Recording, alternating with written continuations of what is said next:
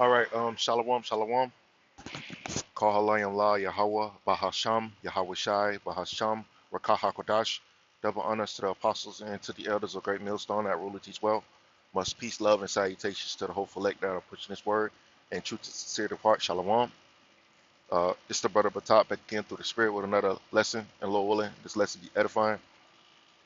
So this lesson that I'm going to be doing is basically inspired. The inspiration came from this video done by Elder, um, the elder out of Dallas, Elder Yashawamba, which is page name is Remnant Save 144. Subscribe and be edified. This video, Joseph, Mary, and marriage customs, as the scripture has said, inspired me to ask the chat a couple questions concerning marriage, more specifically um, about why does the father of the of the father of his daughter, of course, walks his daughter down the aisle and hands her to her husband. So let's see what it says. It says, can you explain why the father walks the daughter down the aisle and hands her to her husband? Yeah, this tradition has a pretty layered history, and it hits differently for people once they know where it comes from, where it started. Historically, the customs comes from patriarchal marriage systems, where a woman was considered under the authority of her father until marriage. See? So, this is something that you need to understand about marriage, understand about the ancient way of doing things, because ultimately we're going to go back to these ancient ways of doing things.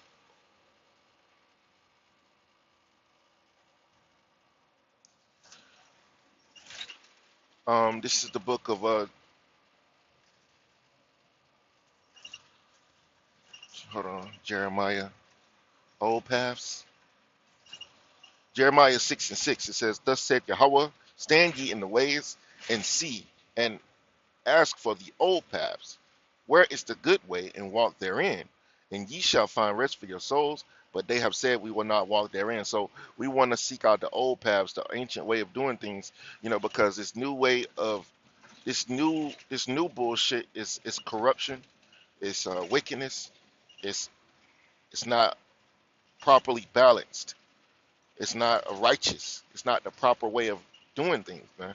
And it's because of the rulership of Esau, Edom, the so-called white man. And I gotta remember this precept in the book of Tobit, chapter 7, I believe it was 14. Yeah, this is one precept that I learned from watching the video that the elder did. Out of this video, this is a precept that I learned from this video in the book of Tobit, chapter 7. I gotta remember to bring that out. But I'm gonna go back here to the chat. It says, let me see, where did I leave off at? I'm gonna start again just from the top. It says, historically, the custom comes from the patriarchal marriage systems where a woman was considered under the authority of her father until marriage. That's why the scripture says this: keep thy daughter in straitly.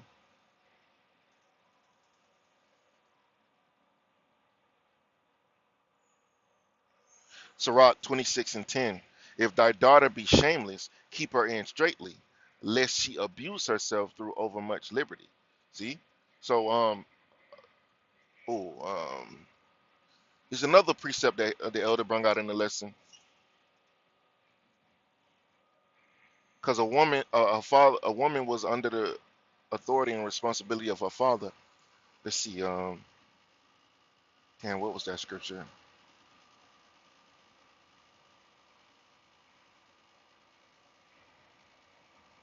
He loses sleepeth. Here it is.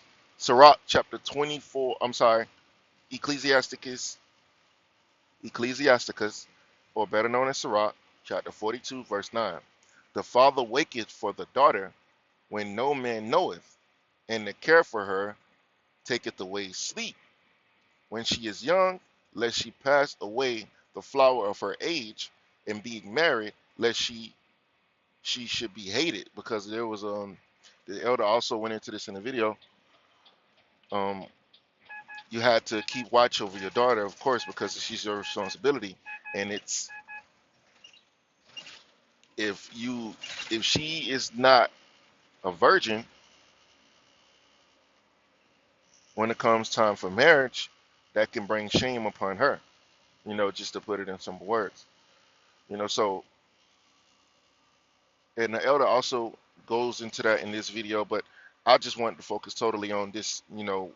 The father walking the woman, his daughter, down the aisle and hand it to her husband because the father has that authority over the woman. That's why it's important that a woman has a father. A lot of these women in society don't have fathers, so they never had a man. They don't understand the authority of a man. They don't respect the authority of a man because what? They don't have fathers. They never had that example. They never had that example growing up, so they're not accustomed to it. And all of this is done specifically by design by Esau Edom, the so-called white man. He's destroyed. He took the fathers out of the house and destroyed the house structure.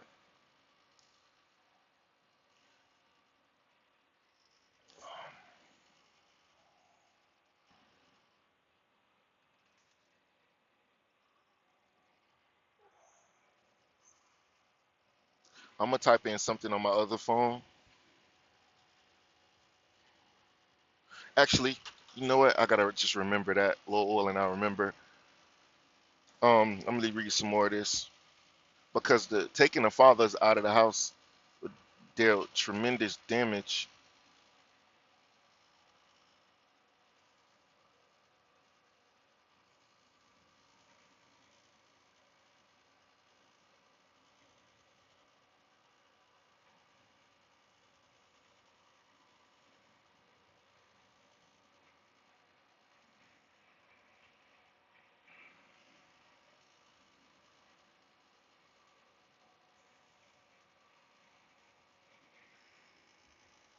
Let me see what Google gives me.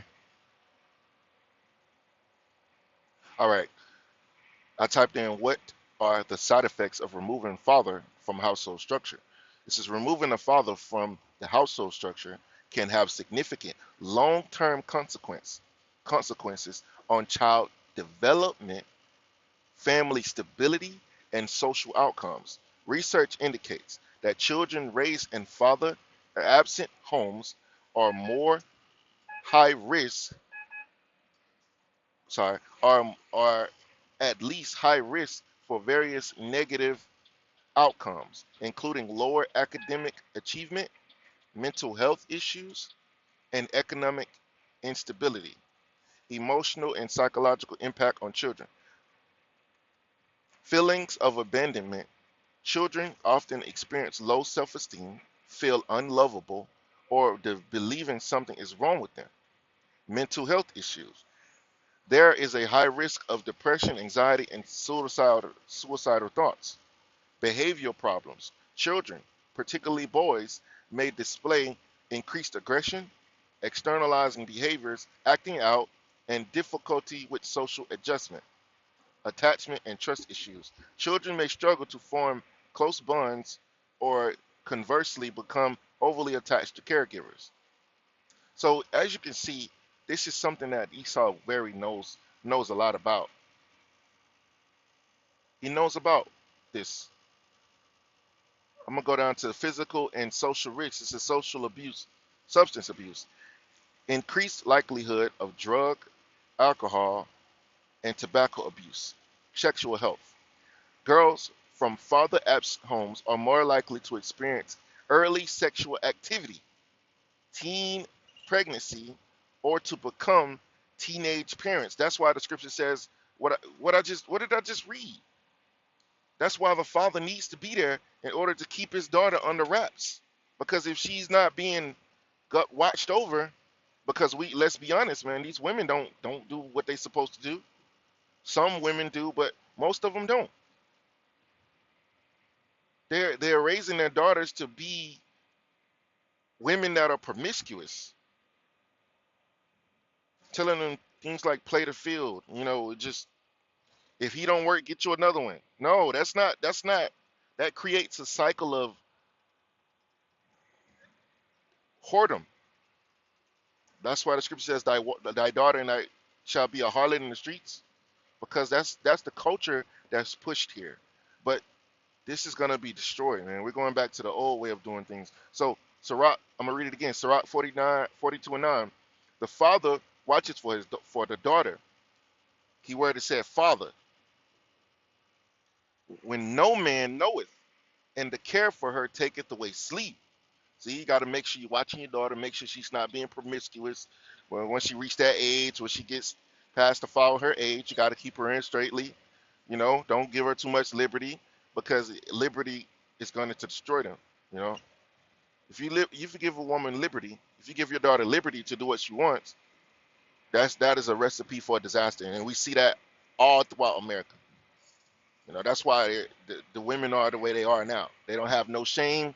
They just do what they want, and that's not how a woman's supposed to be. And the man that's supposed to teach her that is her father. But if she didn't have a father growing up, how is she gonna know that? See? So same thing with men. These so-called Israelites, men out here, they are the way they are. They are because they don't have a father, and it's very important that they have a father, because you got women raising kids.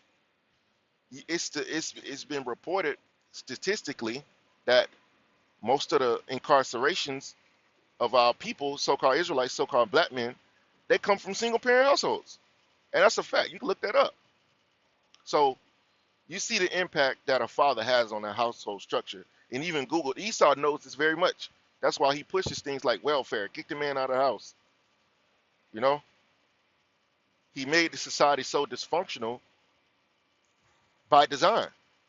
So it says, the father waketh for the waketh for the daughter when no man knoweth, and the care for her taketh away sleep.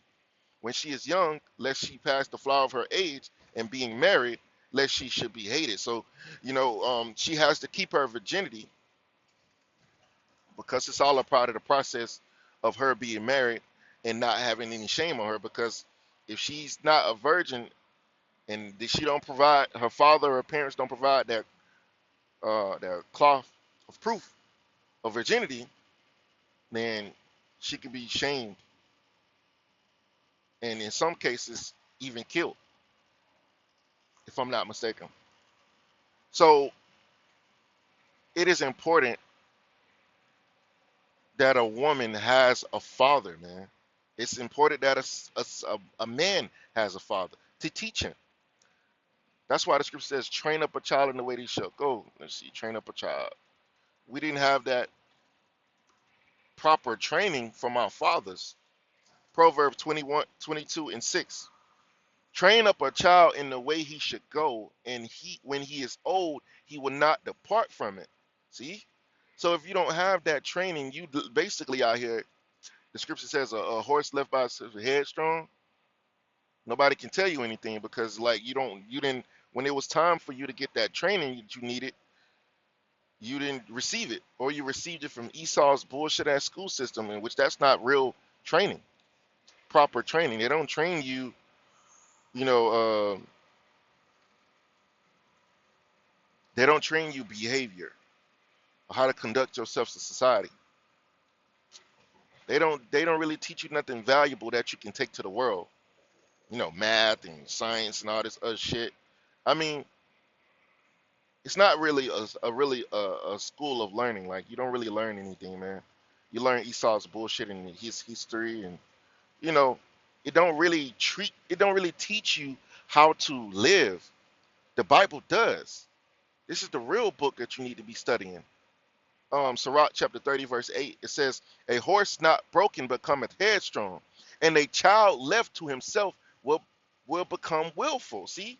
So a horse not broken becomes headstrong, and that's what a lot of a lot of these kids grow up that way. I was an example of that. You can't you have to you conduct yourself like nobody can tell you anything because you become headstrong. But as you get older and you learn, you see how things are, you realize that that wasn't the right form of thinking. You need instruction. You should be want to be instructed. But that is something that you miss from your childhood by not having that authoritarian that that father figure, to teach you and to make you understand these things. So you grow up without it. So let's see. Historically, the custom comes from patriarchal marriage systems where a woman was considered under the authority of her father until marriage, and then under her husband. See, under her husband. Wives, submit to your husbands because submit. You're supposed to, just like you submit to your father. Ephesians 5 and 22. Wives, submit yourselves unto your own husbands as unto the Lord. See? Colossians 3 and 18. Wives, submit yourselves unto your own husbands as it is fit in the Lord. See?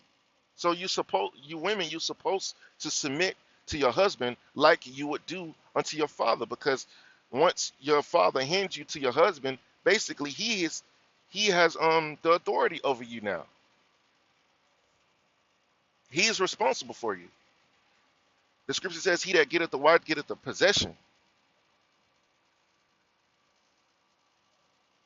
Sirach 20, Sirach or Ecclesiasticus 36 and 24. He that getteth a wife beginneth a possession, a help like unto himself, and a pillar of rest. So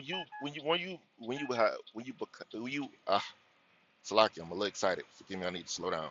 When you get a wife, you begin at the possession. When in this world, when you say things like that, people get all triggered and get all butthurt and say, "Oh, it's toxic masculinity," and nothing but controlling. That is what a man's supposed to do. A man's supposed to be um,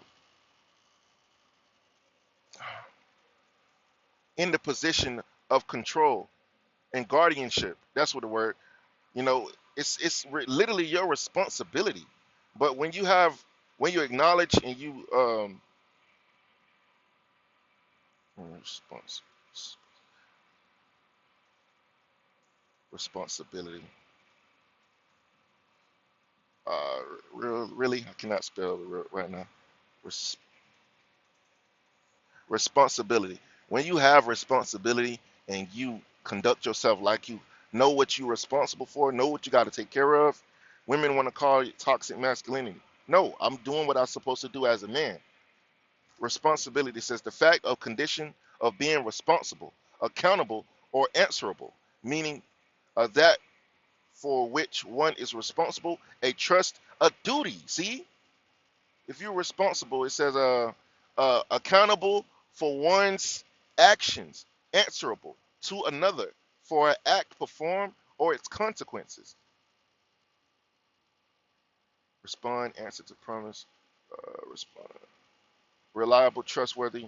So when you have responsibilities, when you're a husband, you're responsible legally. You're responsible for taking care of this woman.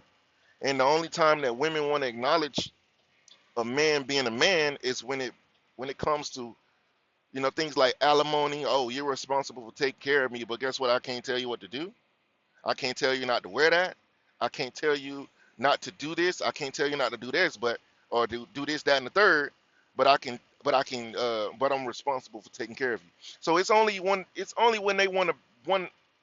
It's only when it's something that benefits them. That's when they want a man to be a man, and that's what I'm trying to get to the point of.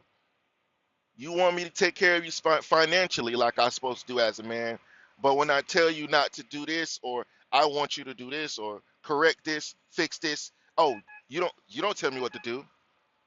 What?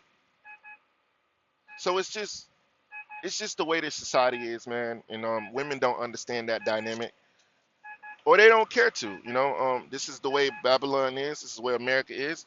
So it's that do as thou wilt spirit. All right. It says walking her down. Sorry, I got some slow traffic in my way. Walking her down the aisle and giving her away symbolized a transfer of guardianship, property. See, it's a legal transaction. It says, and responsibility. So that's why the scripture says, what? He that getteth the wife beginneth a possession. You supposed to take care of her. She is literally legally your possession. You cannot put her away according to the law.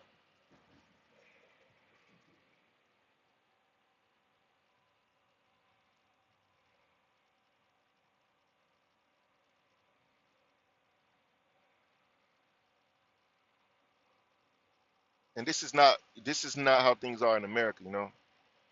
Um,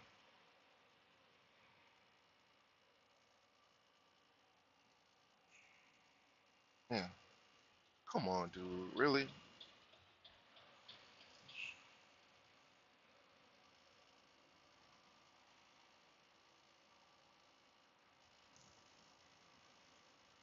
It's the book of Exodus 21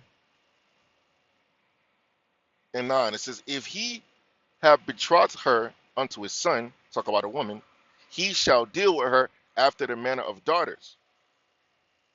If he take him another wife, her food, you gotta feed her, her raiment, clothing, and her duty of marriage, which is what sex, shall not be diminished. So when you're a husband, according to the Israelite law, you have certain responsibilities that you have to do for your wife, for your wife. You can't you have to feed her, you have to clothe her, and you have to have sex with her. That's for the duty of marriage. You cannot diminish any of that from any of your wives. And if he do not these three unto her, then shall she go out free without money. So you must you have certain um responsibilities as a husband, according to Israelite law. And these things are gonna return, these things are gonna come back. We're going back to the old way of doing things, man. According to the law. The law is gonna be established in the earth under the empire of Israel. Oh, that's a lesson right there. I'm gonna finish reading this. It's walking her down the aisle and giving her away symbolized a transfer of guardianship, partner, property, because basically you basically belong to your husband now legally, and responsibility. In medieval Europe, marriages were often economic or political arrangements, and this ritual made that transfer public and official. So yeah, in its original form, it wasn't romantic. It was legal and transactional. See, so how it evolved over time. Weddings shifted for many families. I'm, I didn't read all of this. See, this is the westernization. Esau, Edomite, changing shit. It says over time, especially in modern Western marriages, the meaning shifted. For many families today, it's less about ownership and more about honor and protection, support and blessing, continuity,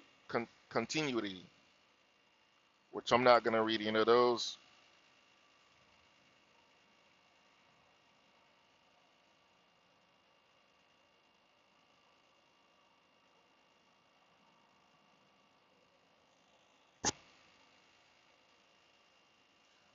So it says why it's controversial now. Many critique the tradition because it can imply a woman's needs permission to marry.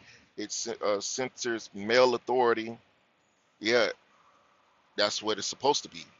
It doesn't reject modern value. It doesn't reflect modern values of autonomy and equality, which is this is all bullshit. This is why this is the westernization of ancient tradition. That's why you will see alternatives like both parents walking down the bride, the couple walking together, parents being acknowledged without escorting, blah, blah, blah. The bottom line, the tradition started as a symbol of control, but today it's often reinterpreted as a symbol of love, support, and family connection, or intentionally redesigned to fit couples' values. So, as you can see, the true roots of it, just giving a little example of it, and I'm gonna bring out this precept that I learned recently in the book of Tobit that shows you that very same sentiment that we're going into, which Elder Yasser Wamba went into in this video, which is a very edifying. I suggest you brothers check that lesson out. All right, it's the book of Tobit, chapter 7. I'm gonna start at verse 10. It says, "For it is meet that thou shouldest marry my daughter. Nevertheless, I would declare unto thee the truth. I have given my daughter in marriage to 7 men who died that night. They came in unto her. Nevertheless, for the present be merry. But Tobias said, I will eat nothing here till we all agree and swear one to another. Raguel said, Then take her from henceforth according to the manner, for thou art her cousin, and she is thine, and the uh, merciful power give you good success in all things. Then he called his daughter Sarah, and said, and she came unto her father, and he took her by the hand, and gave her to be wife to Tobias, saying, Behold, take her after the law of Moses, and lead her away to thy father. And he blessed him, and called Edna his wife, and took paper and did write an instrument of covenants and sealed it. Then they began to eat after Raguel called his wife Edna, and said unto her, Sister, prepare another chamber and bring her in thither. Which when she had done as he had bidden her, she brought her thither, and she wept, and she received the tears of her daughter, and said unto her, Be of good comfort, my daughter. The Lord of heaven and earth give thee joy from this thy sorrow. Be of good comfort, my daughter. So, as you can see, the father took, um, it says in verse 13, he took her by the hand and gave her to Tobias for as a wife. That shows you two things: the father is in control of his daughter, and usually the father picks who he wants his daughter to marry, and not the daughter picking herself. So you see that was basically what they do today. The father handed Sarah to Tobias to marry. So that's basically the scripture, exactly what happens today. Fathers walking their daughters down the aisle, and this was an ancient tradition. So um, that's where that comes from. That ancient tradition of women being handed off to their husband by their fathers, and it's in the Bible, literally. So I just wanted to do this quick lesson concerning this matter because, like, it was something I was thinking about and pondering on. And we're gonna go back to the ancient ways. The laws are gonna be pushed in the earth, and these customs are gonna be continued. And he also wrote it on a paper and signed it. Instrument of covenants, verse 14. So it's just like a example of a marriage certificate, if you will. So, Lord willing, this lesson was edifying. Things are gonna return back to the old days, old way of doing things. If the Spirit allowed, Lord allowed, I'll come back with a part two to this. So with that, Lord, this lesson was edifying. I'm gonna close out by giving all praises and glory to Yahweh, Bahasham, Yahweh Shai, Bahasham, Rakahakadash. Double honors to the apostles and to the elders of Great Millstone who rule and teach well.